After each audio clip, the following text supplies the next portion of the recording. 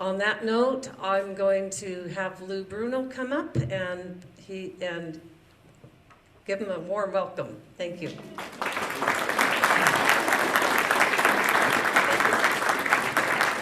Well, I look over this crowd and I see so many wonderful old faces of old friends and dear friends and new friends, hopefully.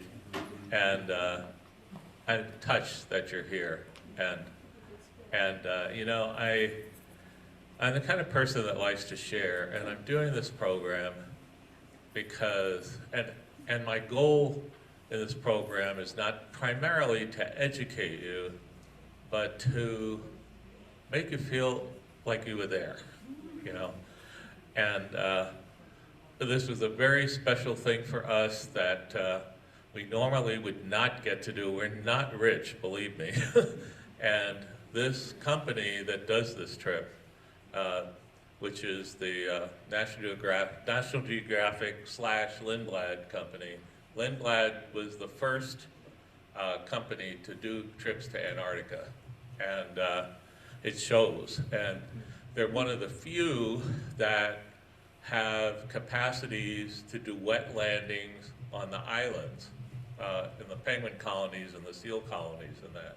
And that requires a lot of technology, you know, to have all these zodiacs and have the ability to sit out in the open water in the bays and lower these zodiacs and load them with people so that they can go and do wet landings on the beaches. And the only way we got to do this was we have an old friend who's a doc who has this gig where he can go on the boats as the doctor in residence, and because he does that, Lindblad has a program that they call Friends and Families, where we can do it at a very reduced cost, a fraction of what it normally would have cost us. We were told by the doctor's wife that the stateroom we had would have been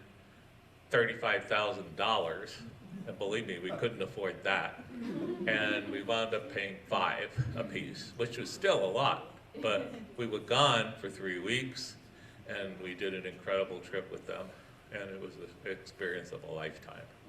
So I want to share that with you tonight. And there's a few things I want to warn you about. One is that, you know, I don't usually use notes, but I have a terrible, Bill could tell you, my partner Bill could tell you that I have a terrible mind for numbers. And Jane could tell you that too, because I call her up to balance my checkbook all the time. But anyway, so I have to check my notes so that I give you the right dates. And the right time frame. But most of it's going to be from a naturalist perspective. I'm not just going to talk about birds. I want to talk about the whole picture. And I took some video to enhance it, and hopefully that'll all work out. And while I'm doing this, I want to pass out, the only way I can get you to see these things is to pass them out. So I want to pass out 2 books about Ernest Shackleton, because you cannot do an Antarctica trip without learning about the Shackleton expedition. So I'm going to do that right now, okay? And then they can kind of migrate around the room just as long as I get them back, okay? Thank you. So there's 2 here. This is the Holy Grail for Shackleton, called Endurance. That was named after the name of his ship. It's by Alfred Lansing. It's the one that you have to have if you're doing this trip. So I'm going to pass that out. On Long Island. Really? Is that where he lives, on Long Island? Well, I don't think it's alive. Oh, okay. Anyway, there's another one called Endurance. This is by Caroline Alexander. This one has a lot more pictures. And there is another one that I found today at a friend's house that is stunning. It's amazing at that, with the equipment that was available in those days, that the photographer took the pictures he did and brought them back, because they were all on glass plates, as you know. So this is the other one. This is a book about South Georgia, which is a commonwealth of England that's called South Georgia and the South Sandwich Islands. And then here's a write-up about Shackleton's journey. Can you hear me? Do I have to use did everybody hear me in the back? Yep. Okay. You may need to for the people online, but I'll listen and see. Okay. Okay, so this is kind of a handout about the times, the dates involved. These are handouts of the birds that I saw, which weren't a huge amounts, but I got 60 live birds out of it, which is pretty good. And then they all, we met every day in the evening to talk about what we'd seen, and we kept track of all the plants. Sometimes there weren't very many of them. There's no vascular plants on Antarctica. So these are my plant lists and my bird sightings, our bird sightings, I guess, mammal sightings, and a map of South Georgia, which is a very important part of the trip. So I'll pass that up. The last thing is the plant list. I don't know, any of you plant people? I'll throw that around too.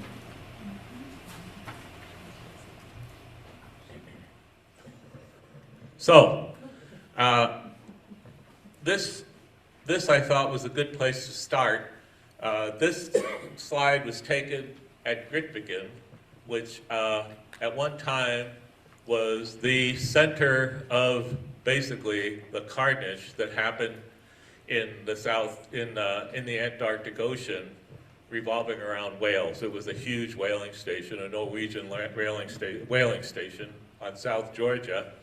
And when we got to Grytviken, it was sunset, and we saw this lenticular cloud, and everybody was oohing and eyeing over it. And Bill and I were going, oh, we see that all the time at East Glacier, it's on the east front, so we didn't take any pictures. This was somebody else's. And it was actually gorgeous. So there are other places that get Chinook winds and lenticular clouds, we found out. Let's see, so, is this gonna work? There. So we started off from Helena. This is the dock that, let's see. Yeah, this is the dock that made it all possible for us. I told them when people find out that you can do this, they're going to be breaking down your door to be your friend. See, because if they can, now that we know him, we can do any of their trips this way. He doesn't even have to be there. So this is at the airport in Helena. This is where it started. Before I start too, I need to give credit. These are not only my pictures. These are the people that contributed, including my partner Bill. This guy was, before I did this trip, Patty Dusing over here and some others said, you've got to get yourself a decent camera. You've got to get yourself a really fancy camera to go on this. And I'm thinking, I'm going to have binoculars, I'm going to have my cell phone, I like to say that I'm a very generous person, because whenever I travel, I leave things that I forgot all over around, and I don't want to have to remember about something else. So I called this friend that was a professional photographer, and he said, look around, find somebody with a huge lens, make friends with them, you'll have all the pictures you want. So this guy, Don Bouchard, was a photographer from Texas, who is very talented, and lots of the pictures are his, and he's given me permission to do it. These other three, oops, excuse me, I have to go back. Where am I? Jake? I'll help you out. There you Okay. The other three are employees of Lindblad that were there, two of which were good photographers. That's why they were on the boat, was to be photographers. And so I wanted to give them credit. I can't say enough. I included this picture of Don's because it illustrates to me what it was really like to be there. you know. And years ago, I had a woman from Scotland that I was guiding in Glacier who was an Antarctica junkie, and she'd been 3 times, and she was going again. And I thought, what the hell? It's just ice and water, you know? What could it be? You know, why could you be so interested in that? This is why she was so interested in it. It's not just ice and water. And the light plays and the shadows and everything combined is so bizarrely beautiful that I'll remember it for the rest of my life. This happens to be, I think, I'm not sure, but I think Elephant Island. This is where Shackleton left his men and went on to South Georgia. This bird here, I think, these are black-browed albatrosses. These are probably snow petrels, and this is either a wandering or a southern, what's the other one that's there? Now I'm gonna forget. Wandering and royal, southern royal albatross. They're hard to tell apart for me. And this happens to be, I think, a humpback whale in the middle of it. And then again, you know, icebergs, water, incredible scenarios as you're traveling along. You know, this is our route. It took us, what did we say, Bill? 24 hours to get to Ushuaia, all told. Something like that. So it started in Ushuaia, Argentina, up here, and on the Beagle Channel, and we took off late in the day. When we got to Ushuaia, this is the ship that we were on. We were very lucky because we happened to be really close to the stern in this area. Well, these are our 2 windows, and the stern is where you have less turbulence making seasickness, and it's also where the birds that are following the ships are coming up alongside, right? So just by luck, we wound up with a really good room. And this ship is quite small as far as cruise ships. At that point, the trip had not completely filled, but I think it was up to I think there were 110 or 112 passengers and about 80 crew. So small group, really, for a cruise.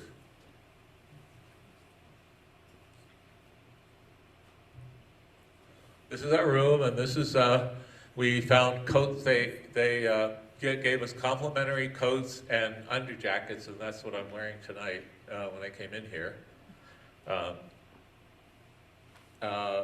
And that was the TV that we could follow lectures on the TV, or get information about the trip, and you know, surf through biology stuff, you know, to find out what we were seeing. So this is all just as we were coming in. There's Bill, ready to go. There were 2 windows. Okay, so we take off. We got there around late afternoon on a really lousy day, a lot like today. It was half raining, half snowing. Couldn't see any mountains. Had no idea what the backdrop to Ushuaia looked like. And we took off across the Drake Passage. I brought every single remedy that I could possibly think of for seasickness, because I thought, I'm going to be on the water for 3 weeks, and I can't just rely on one thing. So I had Dramamine, Meclizine, the patch, the thing that goes on your wrist. I only used Meclizine because the only bad part of it was going across Drake Passage, which was quite heroic, you know. I mean, you had to work to stay on the bed sometimes, you know. But Bill forgot to take his medication. He was sick all the next day, and I didn't feel a thing because I wasn't going to take any chances on a trip like this. These happen to be one of the petrels. There's a lot that look similar. I think they're either blue or another species I forget that looks similar to them. They're about maybe the size of a pigeon. This is Ushuaia when we left it, so you can see it's not really all that exciting, right? So, but I'll show you a later one. So we're taking off. We went down the Beagle Channel. You can see some of the mountains there. This is down by Tierra del Fuego. And I woke up the next morning, and right out my window, this is what I saw. And I spent hours sitting in front of that window, watching these birds just go back and forth with hardly a wing flap. These happen to be Antarctic and Cape petrels.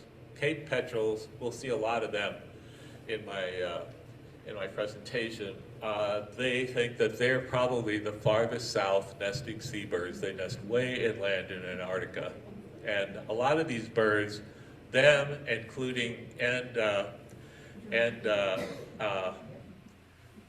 Antarctic petrels, or they and the snow petrels make an oil in their stomachs that they can use for two things: self-defense, which is to upchuck it at things that attack them, or to feed their young. But in either way, it's pretty vile stuff.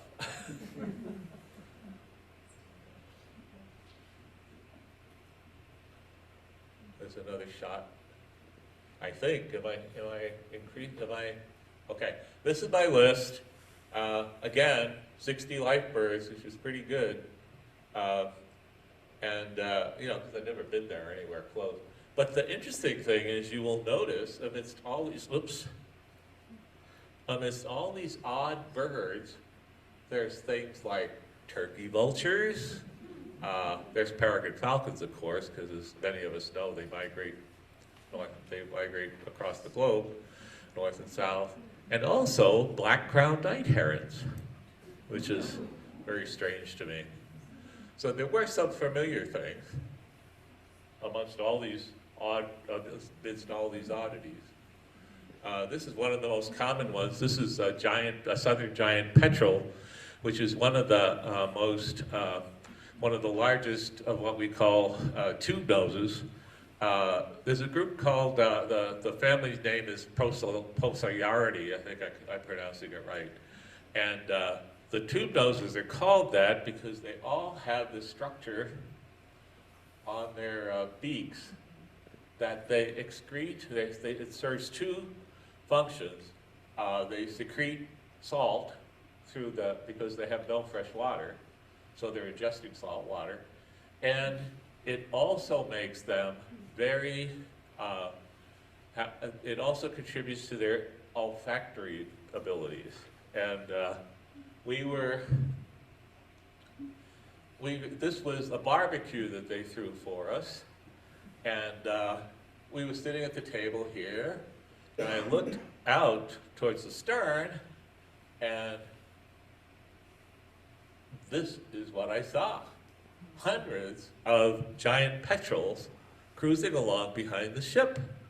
And I was standing next to a professor from Kingston, Ontario, who has, something like 7,000 or 8,000 birds on his life list.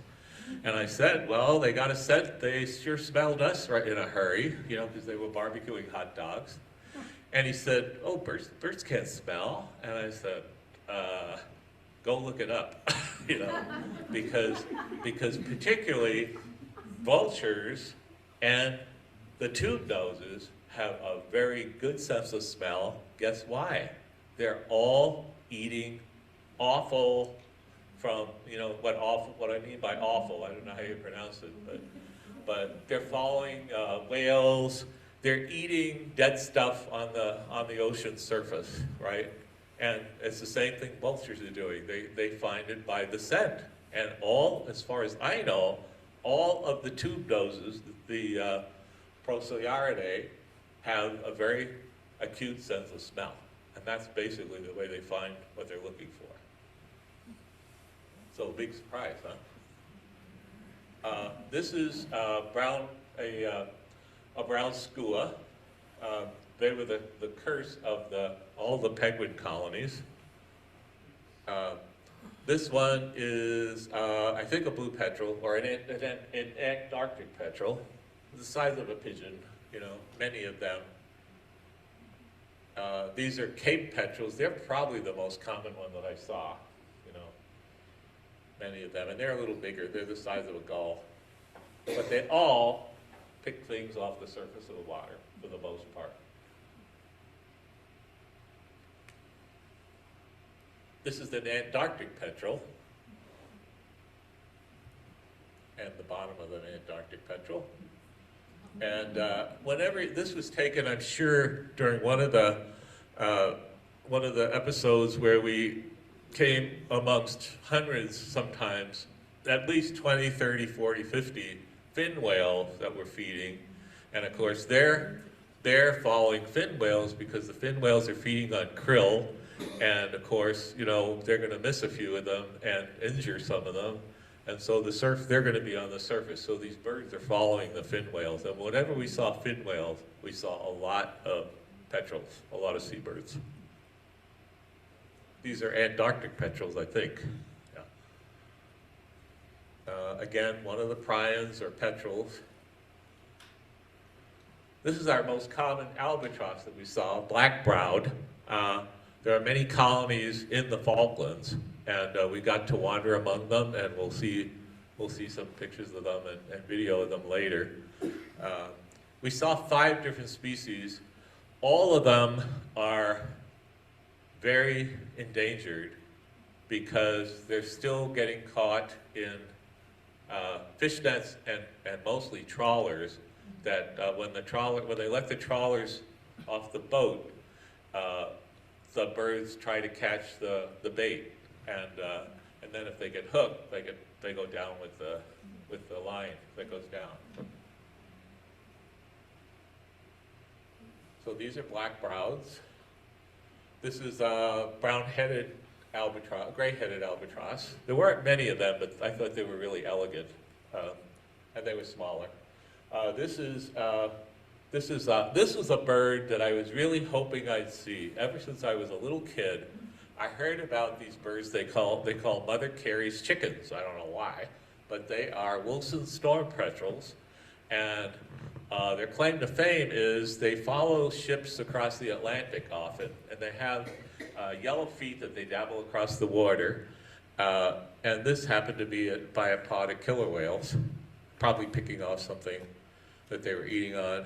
But this is what I wanted to get into also.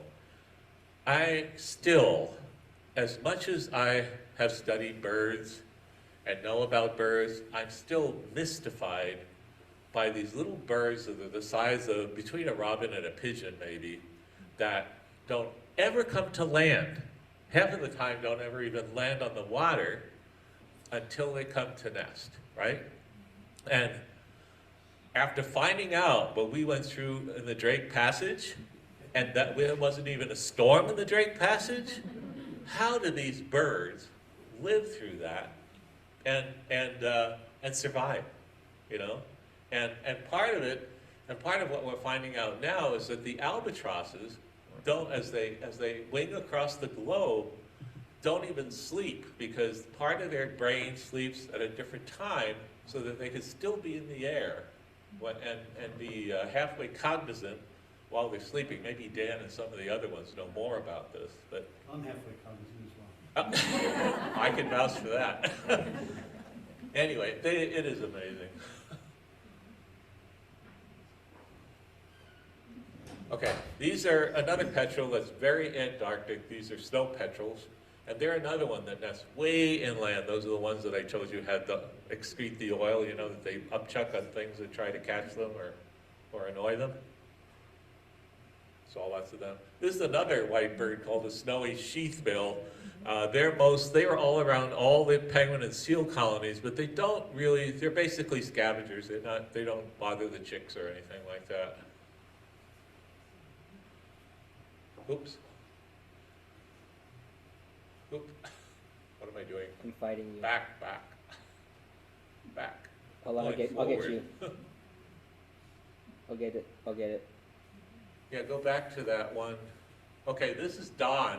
The snowy sheathbills are just Kevin Land right next to us. And this is Don, the photographer, who's the one with the long lens. And so anyway, he shared a lot of pictures with me. And he's very talented. You wouldn't know it to meet him, but he's kind of crass, actually. We were having dinner one night, and we were sitting with this very proper British lady, who I really liked, you know, but every other word out of his mouth is you know what, you know, and it was just kind of, he was embarrassing me, you know, and I could see her look up and go, oh, you know. Anyway, so this is the first, coming across Drake Passage. It almost took us 2 days, believe it. Dan would not like this, but 2 days of really rough water. And this was our first sighting of land. These are the South Shetlands, and they're right off the Antarctic Peninsula. If you can see this map, which you probably can't, but this is the Antarctic Peninsula. And it's the place where all the cruise ships go because it's probably the mildest. Oh wow, I'm gonna have an assistant now? Really? It's where all the cruise ships go because it's the closest to South America, you know. But it's also at the edge of the Weddell Sea here, and this is where it all happened with Shackleton. So that's why Shackleton's such a big part of the trip we did, right? Thank you. I'll be back if you need me. Okay. And this is our route. We came from Ushuaia up here, and the first island we hit was Barrientos in the South Shetlands, and we went through a channel here on our way to the tip of the Antarctic Peninsula. Lou, what are the numbers on those? On that I route? don't know what they are. Do you know, Bill, what the numbers were? You know, Yeah, I wondered, I've been trying to figure that out, actually. This is as we're approaching. One petrel flying by. Pretty exciting for us, you know, the first sight of it.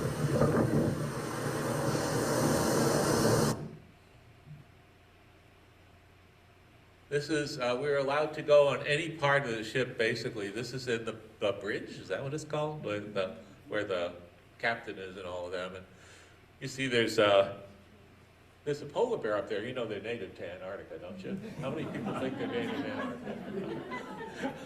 Anyway, so we were able to talk to them about how they were navigating. We always had a bird list that we could keep, that they were keeping up to date. And here we're coming through a channel on our way to our first stop.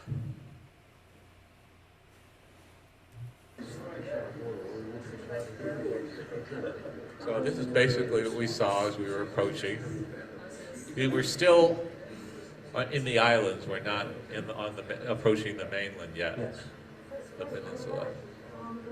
Lots of rocks and ice. And this is in November, which is basically their May, you know. So it's pretty mild. This is Barrientos. One of the things they do that I'm very, very impressed with is they're very careful that you're not introducing foreign species of weeds and things to these islands, because we'll get off on one island in the morning, travel a little bit and get off on another island in the afternoon. So we always had to go through a bath, and we always had to scrub our feet. Yeah. And go to the previous one again. And this is one of the staff. Oops. Sorry. Go back. I'm pressing the wrong button. This is one of the staff inspecting the Velcro on some people's clothes. They really loved me because I had no Velcro. I had snaps instead of Velcro. But Velcro picks up a lot of weed seeds. So, let's see. So, anyway, so we had a brush going down onto the island, and we had a brush going off the island. And we had lockers down there that we had to to dress with, you know, for boots. We all had to wear wellies or muck boots because we were doing wet landings. Oops. Okay, so there's our first penguins. These are chin straps that are on this island. The green you see is not vascular plants. It's basically a moss and algae, you know. Probably not even moss, probably algae. We're truly Antarctic now. I'll just do it. Yeah, so there's a close-up of chin straps. You can see why they're called chin straps. They're kind of a medium-sized penguin.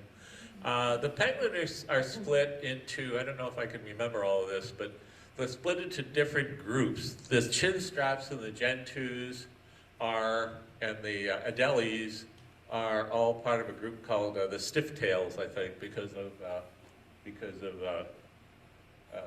go back. Because of the way their tail is.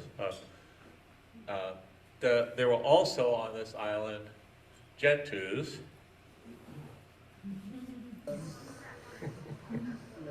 Line of feathers.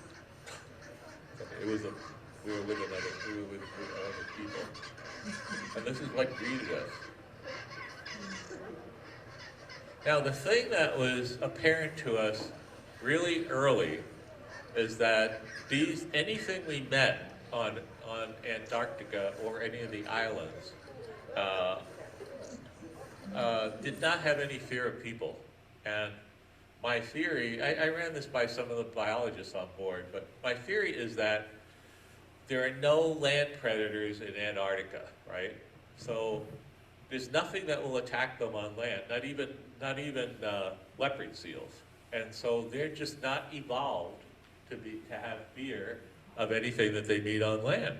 And so we were walking within feet of them, and they were walking up to us going, "What are you?" You know, and we weren't really disturbing them at all. So this is the gentoo penguin, a little bigger than the chin straps. And this particular penguin species was the one that I saw. Based on what I saw, I would say they're the most widespread. They're not the most common, but they're the most widespread of the penguins. We saw them everywhere from the Antarctic continent to South Georgia to Elephant Island to the Falklands. So they were everywhere. There's a gentoo colony on the same island as the chin straps. They did not mix. They were on either side of a ridge. But the interesting thing about this is there was a sleeping leopard seal here, and I think this is one too, that was right amidst them. Again, they have no fear of leopard seals as long as they're on land, because they won't be attacked on land. But the minute they try to leave in the water, you've probably seen National Geographic things of leopard seals tearing them apart as they try to leave or try to get there. So I wanted to talk a little bit about the pinnipeds. There are three main groups. The true seals, these are what we call wiener elephant seals that were left by their mothers. Their mothers, they'll whelp in November, I think it was. By the time we got there, they were grown up to the point where their mothers had left, and they just leave them there, and they don't eat anything. They just live off their fat, and eventually they'll go to seed, you know. So they're part of the group, the true seals, that have no ears. And the same is true with the leopard seal. And you can see they just have this look of malice right off the bat. That was one that was following one of the zodiacs. Made people a little bit nervous, you know, because they've been known to attack people. In fact, while we were there, a leopard seal attacked a diver in another group. Right, Bill? Did it kill the person, or did it just injure them? You remember? Yeah. So, and that's another view of the same seal. But see, no ears. The most outstanding characteristic of them is none of them have ears, external ears.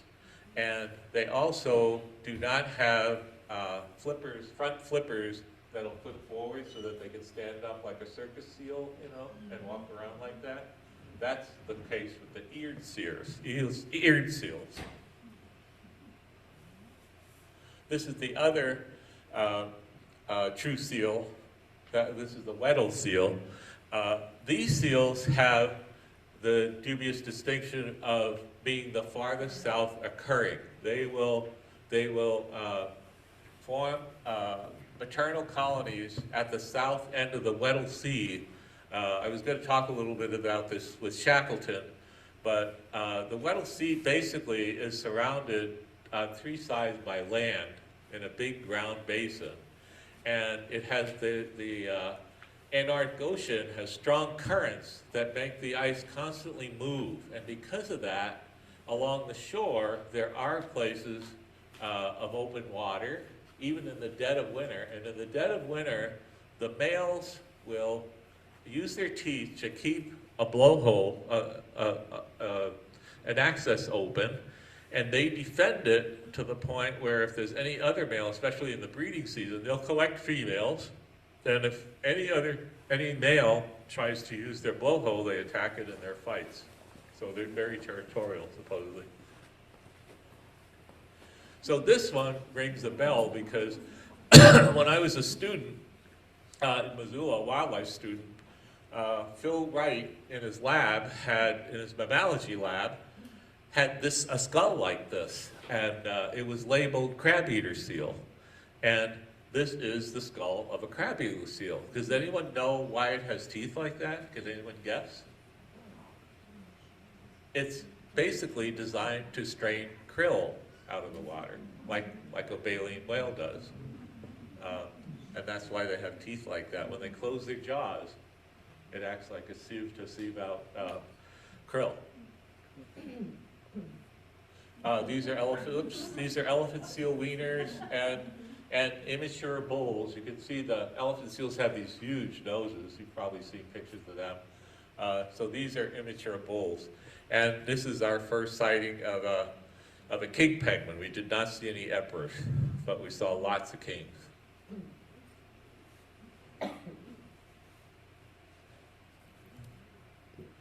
Again, we fell in love with these little guys. They're so cute. Go on. You just want to point it at me? That's the best one. Just Yeah. This was on one of the big penguin colonies, I forget. oh, that's me. If you just want to point it at me, I'll just go ahead and play stuff. I Okay. can dance. Go ahead, play it. It was just sitting in a freshwater pond, just looking at all of us, trying to figure out where. Makes you want to take them home, doesn't it?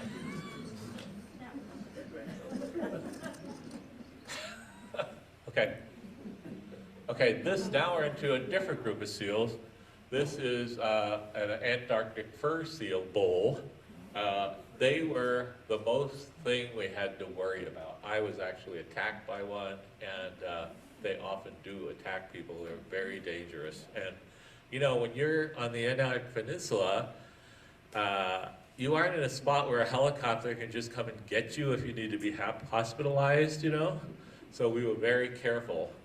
What happened to me was we all got out of the Zodiac and we were on the shore, and some people asked me to take a picture of them with their cell phone, and they were smiling and I was focusing on them, and all of a sudden I heard, "Look out," and here comes this fur seal bull straight for me that came out of the water, you know. It wasn't defending a colony, it was just belligerent, you know. So they're pretty dangerous. There's another view of one. You can see the malice there, right there. And these are the eared seals. This is one of the eared seals, and you see they're sitting like circus seals. It's how California sea lions they usually are, and they have the ability to swing their front flippers up, you know, and sit upright, and they move much faster than the true seals do. This is another sea lion called South American sea lion. We ran into them when we got to the Falklands. There was some of them on the Falklands. Okay. There's another view of the colony, press it again. Yeah. So I wanted to show you this because they're stealing rocks from each other. You've probably heard about that. But these are gentoos again, that same colony of gentoos. That's obviously his mate, or she'd be pecking at him. Even if he couldn't see the other ones, doesn't know which one to peck first. Okay. Okay, so finally, we are approaching the peninsula and the White Continent. Our first stop was Brown Bluff because it had a huge Adelie penguin colonies, and these are the first Adelies we saw. Back, press again. Oh, it's a video. It should. Yeah, it's not playing. It won't play. Any clues why? Mm-mm. Okay. Well, they were just walking along. This is the size. This is the immensity of the colony. These are all Adelies. There was some gentoos around, but I don't think I got any video of them. Go ahead. There's one displaying it in front of his egg, her egg, his or her egg. And the other thing that was amazing to me is that they were going all the way. They were nesting all the way up here. Like, you think of penguins as not being able to be very mobile, on land, but they were. They were all up amongst these rocks and all up on this slope here.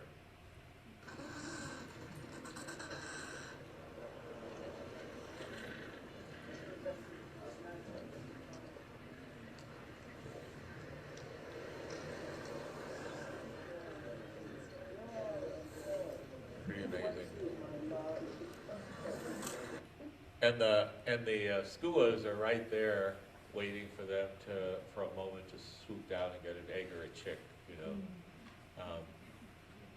And then we had a little excursion where we were out amongst the iceberg, and there were lots of Adelies roosting on the icebergs, and those are the ones that are really the true Antarctic penguins. You don't find them on South Georgia or the Falklands. Go ahead. And our next stop was Devil Island and Deuce Bay. Both of these have significance in early exploration of. It wasn't named Devil Island for nothing. There was one of the expeditions was stranded there, and this was one of our opportunities to kayak, and a few people kayaked around the bay. Go ahead. Obviously, glaciers coming right down to the salt water there. Okay, now this one, I don't take credit for it. I didn't tell them to land, but we terrorized this poor little Adelie penguin group. Go ahead. Because, poor thing.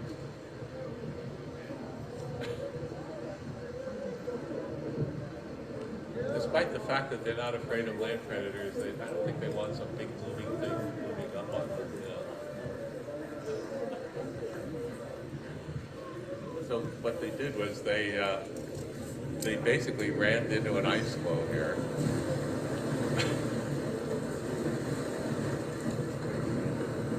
This is Deuce Bay, I think. Tracks.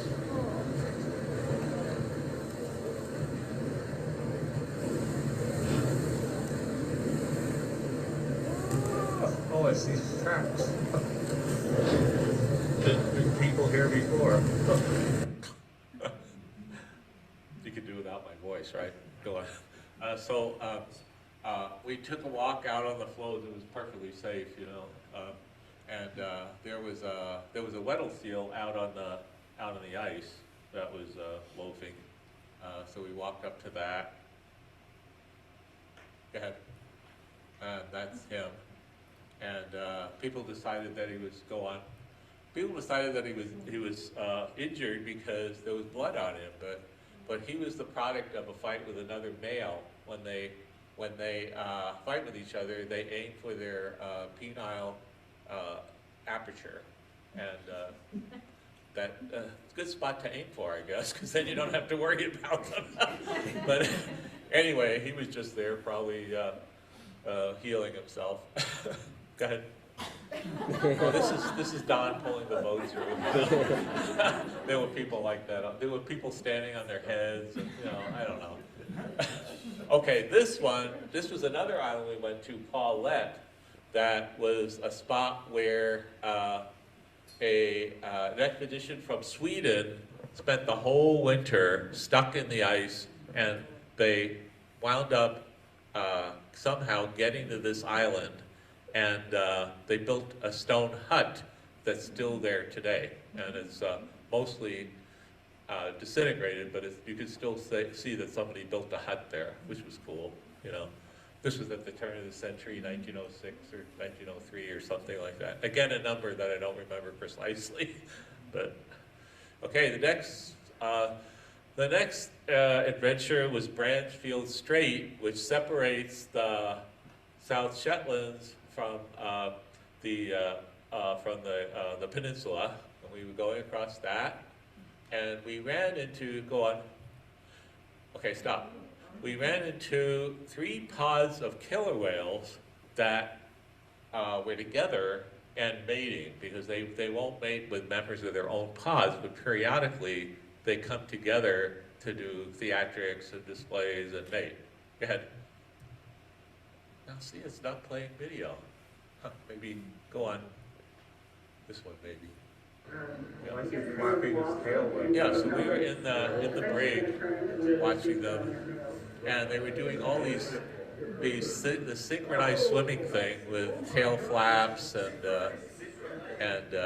breaches, and you could see something was going on that was very odd. I've never seen that before, and I've seen lots of killer whales on my voyaging trips.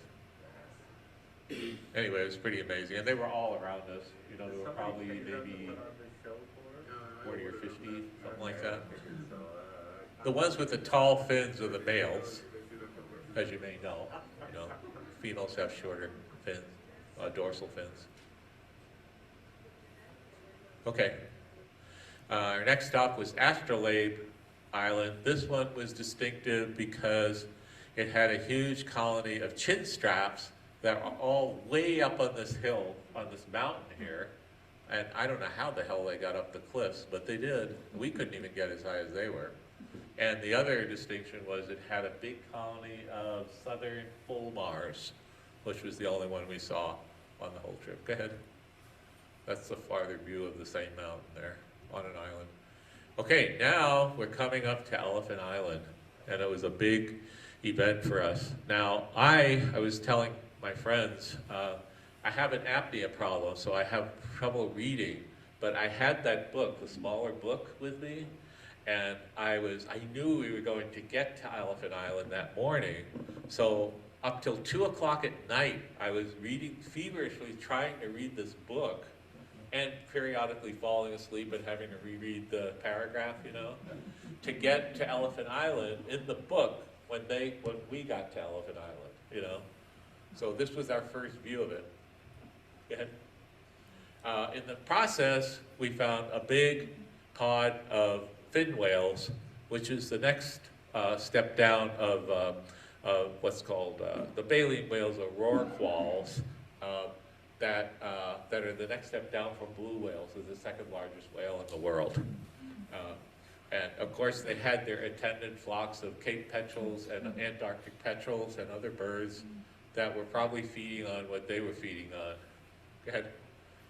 That, I think, is humpback, though, and those are snow petrels again. Go ahead.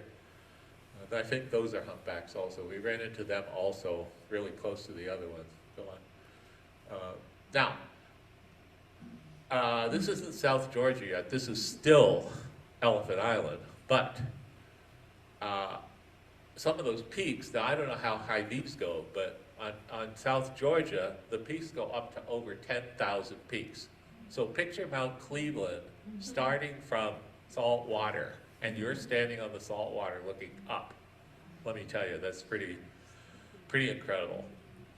Go on. Here's another leopard seal that was following the raft. Yeah, it doesn't look like he had good intentions. Oh, okay, so now we are, so when Shackleton landed on Elephant Island, the first place they landed, and they talked about trying to aim for Paulette or some of the other islands, or Ushuaia, or the South America, Cape Horn. But the winds, they had to go with the winds. They were in 3 lifeboats that had makeshift sails, and they couldn't tack very well, so they had to go with the wind. So they decided to aim for Elephant Island, and they actually hit it. So this is, we're coming into their camp now. This little dot here is a monument that commemorates where he left the majority of his men. There were 28 of them altogether, and he and 4 of them left the rest of the men on this little spit here on Elephant Island. They named it, the first place they landed, which was called Cape Valentine, was after they got there, they realized that it was too narrow, and they would at an extremely high tide they would be swamped. So they had to go and look for something else, and this is what they found. And we're getting closer. Now we're in the bay, and this is the bay that's headed by a glacier. Go on. And to the left is the monument there. Kim Davis has a better view of the monument than I do. But anyway, I wish I could put his photo in here, but I haven't had to do that. Anyway, this is a close-up of it. And this is where his men spent, I could look it up. Let's see. Bear with me a minute. I forget how many days they were there again.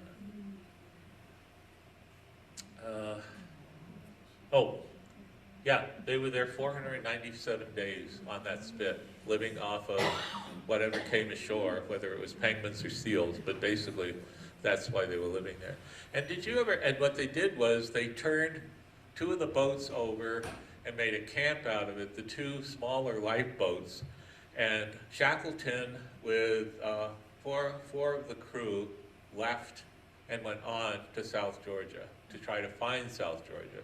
But it's remarkable that they did. This is on the way. Go on. Oh, this is a pod of fin whales. And if you look closely, you'll see lots of blows in the distance there. Groups. Again, giant petrels, Cape petrels,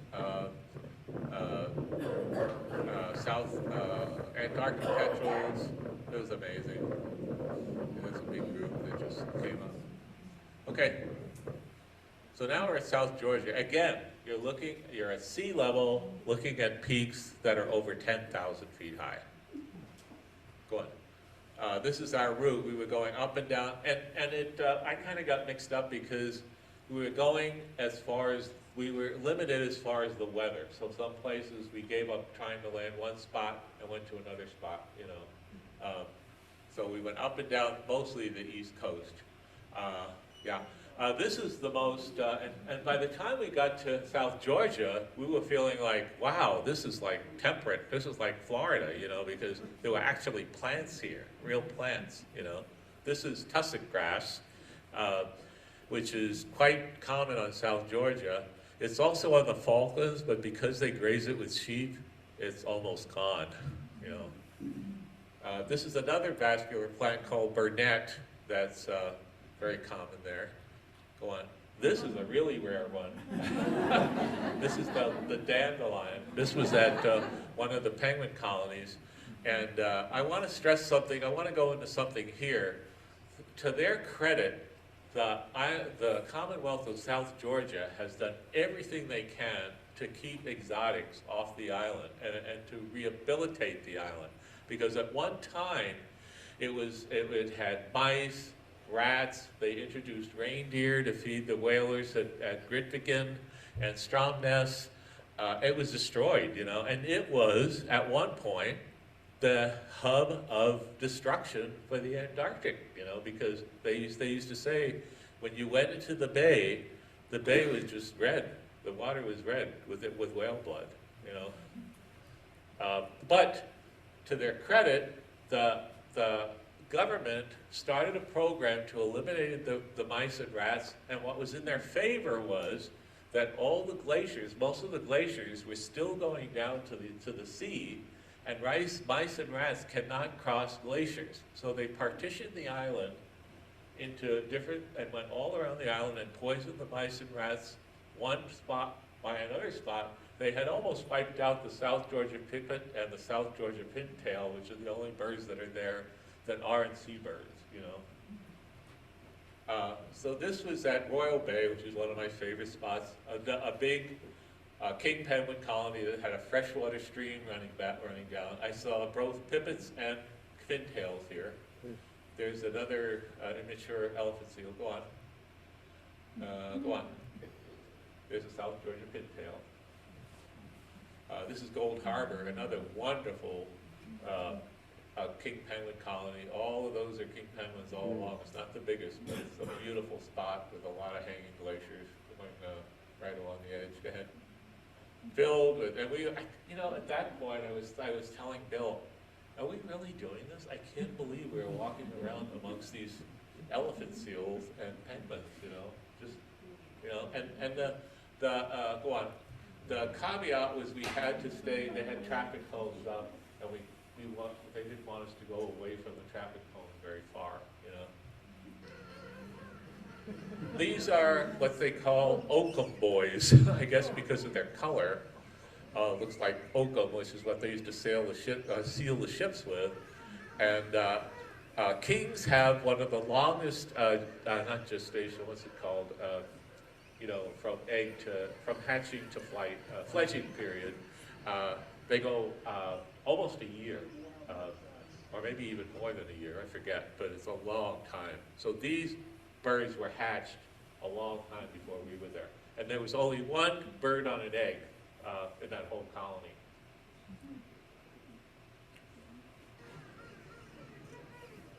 There was some gentoos in there. As you can see the panorama there. Oh, and they go into creche, what they call creches, you know, where they hang together, the young. And somehow they and their parents find each other when they come in from the sea to feed them. And it's all that cacophony. The largest one, I think this was the largest one, St. Andrews Bay. St. Andrews Bay. We just went from one to the other. Go ahead.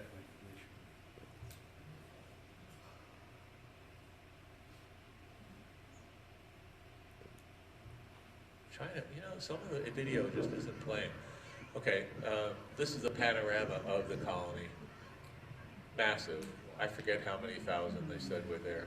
In the hundreds of thousands of king penguins. It's the largest one in South Georgia. But if you look off into the distance, everything is king penguins. Count by five.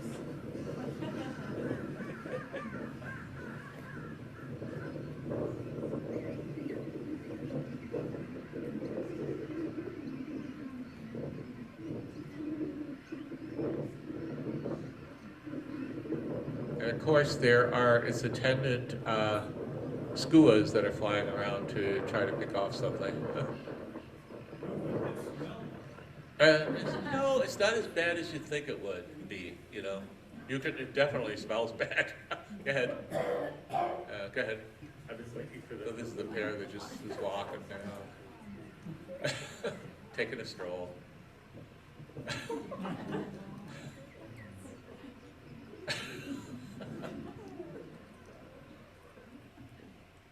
Okay, so this is an interesting story. So this was at Myvican, which is on Fortuna Bay, which is about 6 miles from Stromness, which was where Shackleton was trying to get to. He landed on the opposite side of the island because they didn't want a chance going up the coast and trying to go around, because if they missed it, there'd be no land until South Africa, and that was, they'd basically be done, you know. So they landed on this side of South Georgia, and hike over those peaks. You know, now the peaks were 10,000 feet, and I don't think they were much lower than that when they went over. It took them 36 hours, and they hiked across the whole island to get to Stromness, which was on the other side. Our problem was that we ran into this. And the whole beach was, we pulled the zodiacs up. The beach was all staked out by fur seal bowls, and we couldn't find a way to get through them. And the guide got out and go on again. So the guide gets out. You can see they're all, and you know, they're not going to move, because if they move, they're in another bull's territory. So this one started to look like, oh, I think he's going to go, but then, okay, and then he decided, nope, I'm staying right here. And so we cruised back and forth trying to find an opening, and by the time we were done, and they were trying to get out to places that had big boulders, you know, and all of that. They're 70-something years old, they're going to get out of boulders, slippery rocks, you know. And by the end of that, they decided not to do it after all, and nobody complained. We were all glad we were going back to the boat. And then we found out that another group this was the last stage of Shackleton's voyage, right? From Fortuna Bay to Stromness, 6 miles, and we were going to hike it, right? And but another group started from that end, and when they got to our end, they were stranded. They had to be rescued because they couldn't get through them. So we're pulling into Grytviken here. Again, this was the center of mayhem in the Antarctic, you know, as far as I'm concerned. Environmental destruction. Right now, what's there is what's left of the town, a bunch of rusting ships, and this cemetery where Shackleton is buried. This is Shackleton's grave right here. And so we land, and you can see the beach is all staked out by fur seals and elephant seals. And go on. And this is Shackleton's grave. He died in 1922. Now this is amazing too. I was talking to my friend Paul about this.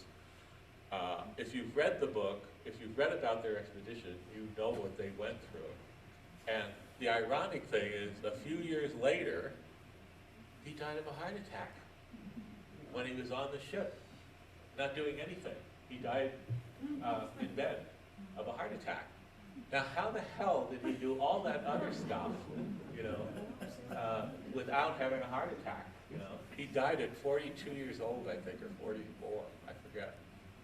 And then there's a description that says, "I hold that a man should serve to the uttermost for his life's set prize." That's a quote by Robert Browning.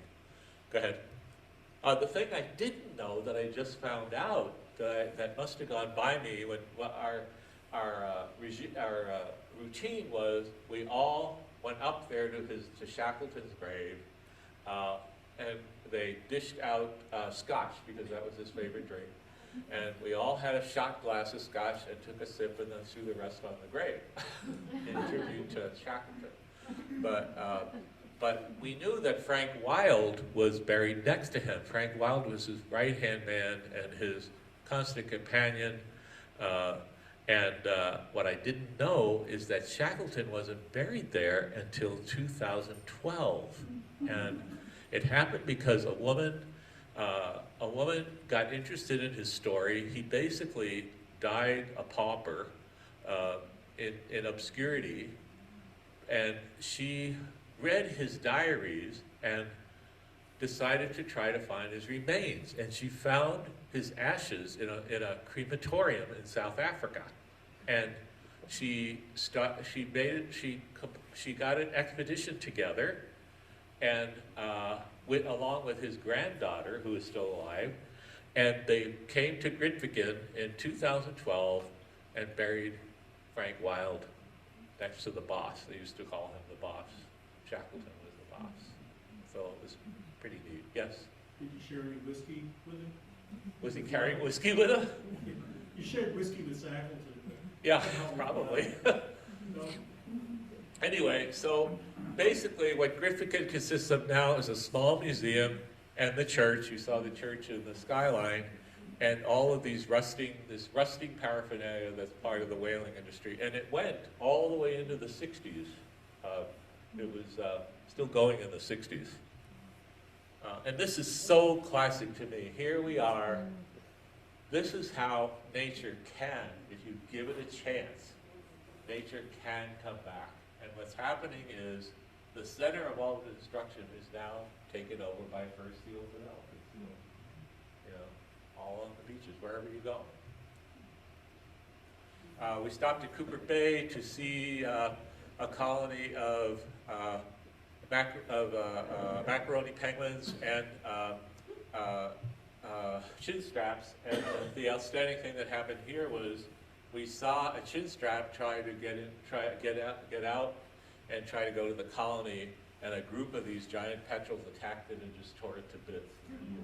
You know, it's pretty much the jungle out there. Go ahead.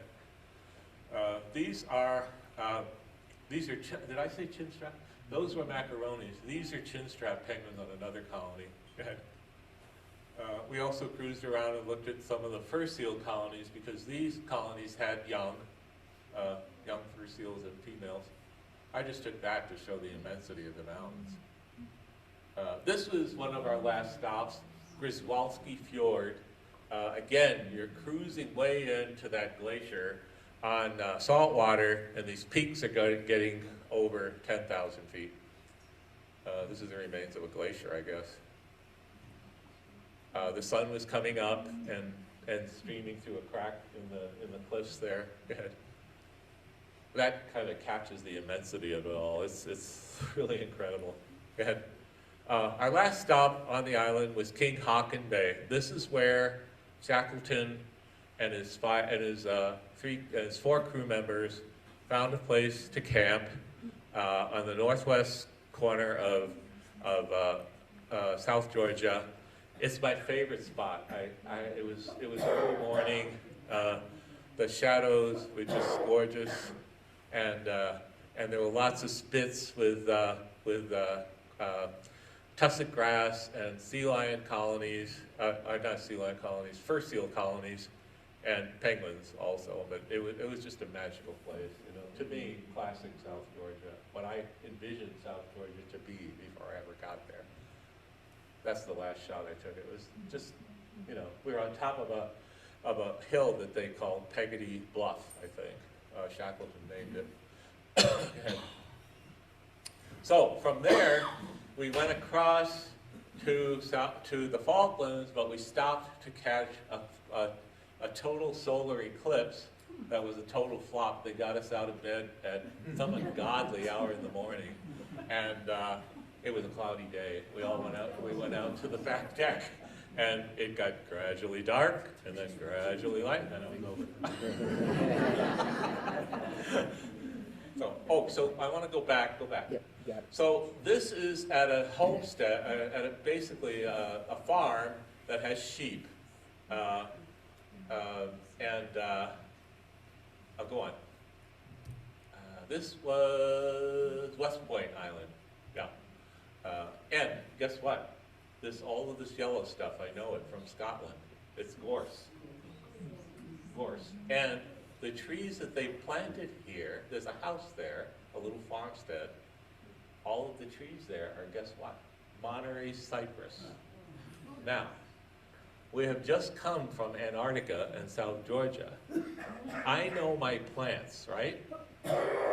Gorse and Monterey cypress wouldn't have a prayer in Montana or any place else around here because it's not hardy, you know.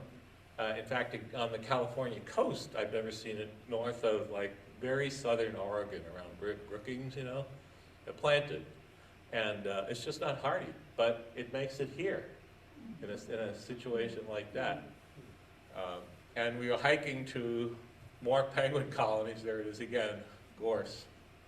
And that's a more close-up of, you can see it's very windblown, but it is Monterey cypress. I checked it out with the botanist that was there. This is a goose called upland goose, and the males, they're similar to another kind that we're going to see. Go back. There we go. The males are mostly white, and the females are like this, but the other goose, go ahead, is a ruddy-headed goose. This was a pair that just happened to have just one gosling, and the other ones must have been gotten by something. Go ahead. Oh, this is a very interesting bird. Some of you may have heard about this. It's called a striated caracara, and there's actually a book been written about them because they have very intricate behaviors, and you can see they're being studied. These guys were all along our trail out to this colony, out to this black-browed albatross colony, and they're eyeing us all the time. This was a very interesting bird. This is a meadowlark called a sharp-tailed meadowlark that has a red breast. I thought it was really unique because it was on the Falklands, but when I got to Ecuador and looked at a Bolivian book too, they're also in those parts of South America. They're pretty common, I guess, and widespread. This is another group of penguins. This is a member of another group of penguins. This is the Magellanic penguin, that group includes the jackass penguins, the penguins on the Galapagos in South Africa. That whole group they're all really similar. They all look like this. I'd never be able to tell them apart without somebody explaining it to me. Okay, so now, again, we have gentoos here, but the ones we had on Barrientos were just going onto the nest, if you remember, right? They didn't have any young. They were just sitting on eggs. These, of course, being farther north, are at the stage where they've got very well-grown young and are feeding very well-grown young. But they're the same species, gentoo. And these are doing what we call porpoising. You know, they basically act like break out of the water, and you see them do that all the time. Go ahead. This is a rock hopper. That was the other common species there. Go ahead. This is a colony there where they're tending young. Go ahead.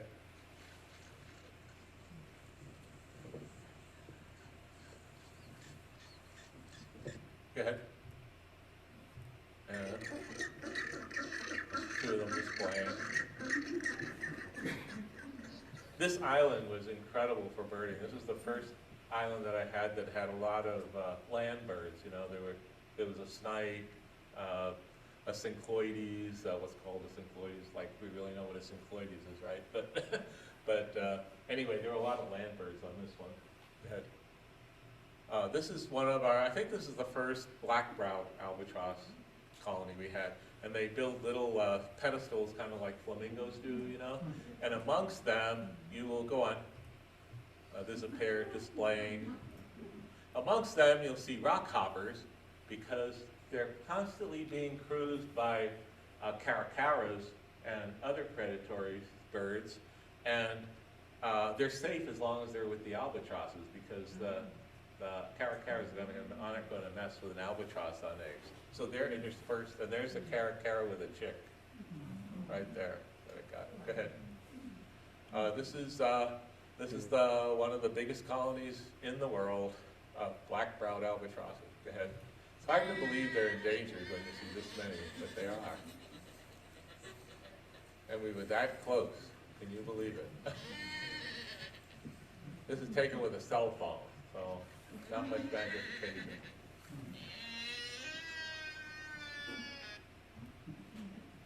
Go ahead. And that's a far view of them, but everything that's creamy white there is albatross.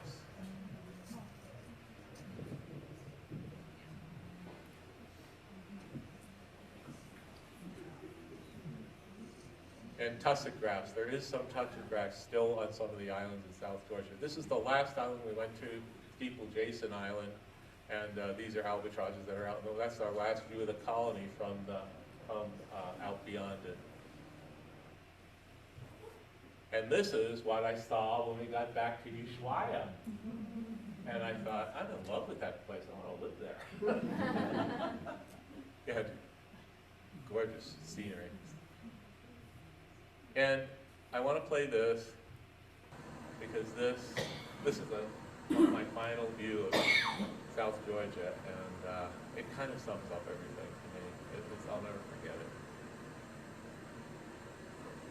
I was often out there by myself because it was chilly, you know. Every once in a while, a giant petrel flying by, or an albatross. Anyway, that was it. That was my. I'm sorry if it took so long.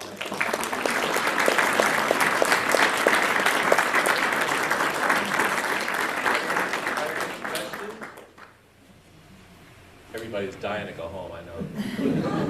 Including me, I'm tired. Thanks so much, Lou. Oh, thank you. Yeah. And it's so good to see all of you old friends, and neighbors. Okay. What was the temperature range, Lou? What? How cold was it? Oh, well, this is the thing, you know, they told us, we had to, God, we bought all kinds of things, you know, like 2 pairs of really high-tech long underwear, and then we, it's climate change, you know, and when we were on the continent, most of the days it was maybe 28 to 35, you know. Sometimes it was windy, but we had those jackets too, those 2-layered jackets, which are the downside to the under jacket of that is if you go shopping and you're walking through a grocery store, it takes 10 minutes and you're cooking in it, you know, it's so warm. So, and the other thing I wanted to say is climate change, you know. So the person wants to say, well, these birds, these creatures are all at the mercy of this terrible weather. So surely, if it's a little bit warmer, it's okay. Well, what we find out, you know about emperor penguins, that emperor penguins go way inland to nest, and they feed out into the ocean and have to walk miles to the colonies. A lot of those colonies are failing now because guess what? Because it's warmer and the glaciers are melting faster, they change the salinity of the sea water, and it's freezing farther out, and they can't make it. So whole colonies of pink penguins are emperors are failing. You know, we don't even think of those things. And God knows what else is happening. You know? So it's there too. You know, you see the effects of man there too. It wasn't plastic, I have to say that. I never saw plastic.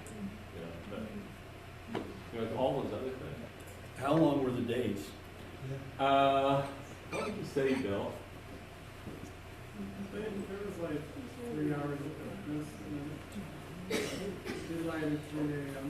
Yeah, we went to bed a lot of times in the daylight, didn't we? Yeah. And got up in the daylight. Before dinner, yeah, in the daylight. Yeah, so anyway, yeah, it was like being in the last day. Well, thank you very much.